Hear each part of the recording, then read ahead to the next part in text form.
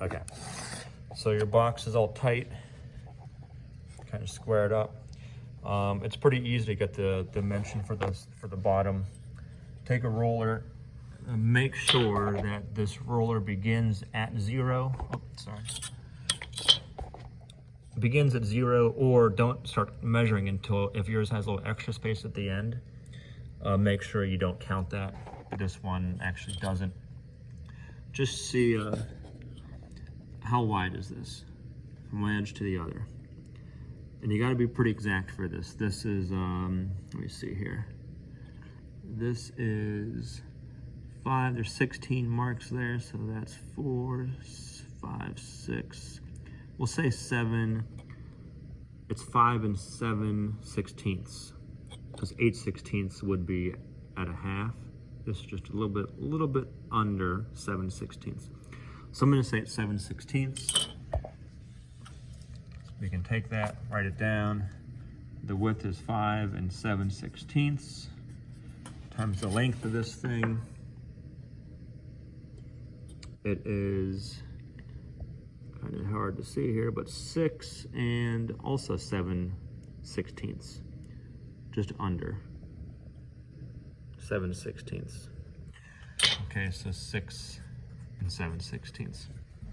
All right, basically add a quarter,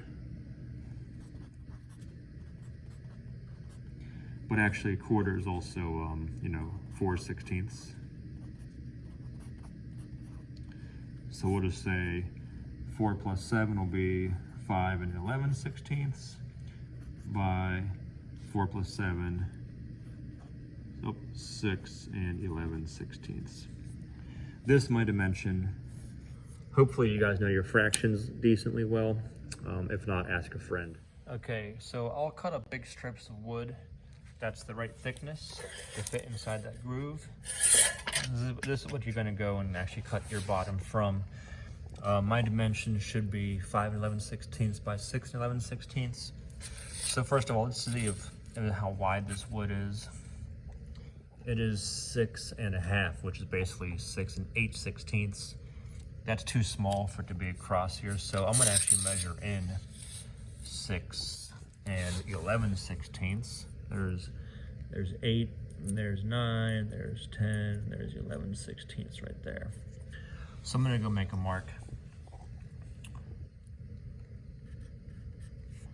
Okay, get a square or something and draw it across. Okay, so turn on the light up above. Bring down your blade. Stand on the right side of this. There's my mark. You can see it right there.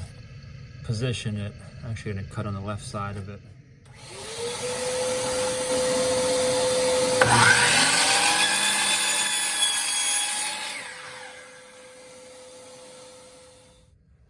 All right, I got it to be 6 and 11/16. You could also do it on the sled. Just measure it out from the curve. But I did mine on the miter saw because it'll probably be available. Table saw gets busy sometimes. And now I'll just bring over the fence to 5 and 11/16. There's 8, there's 9, there's 10, there's 11/16 right there. This was the cut I just made. I'm going to twist it, bring up my blade, and make this cut.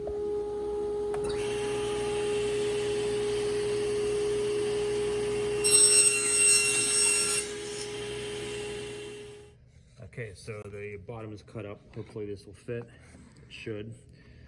I'm going to open it up. You might want to break off some of the any splinters here. Just do a quick little sanding, hand sanding, kind of get that a little bit smoother. Pick the side you like to see up on the top or the bottom, whatever side you decide. That makes no difference. And put it in there. Kind of close it up. This piece should close up.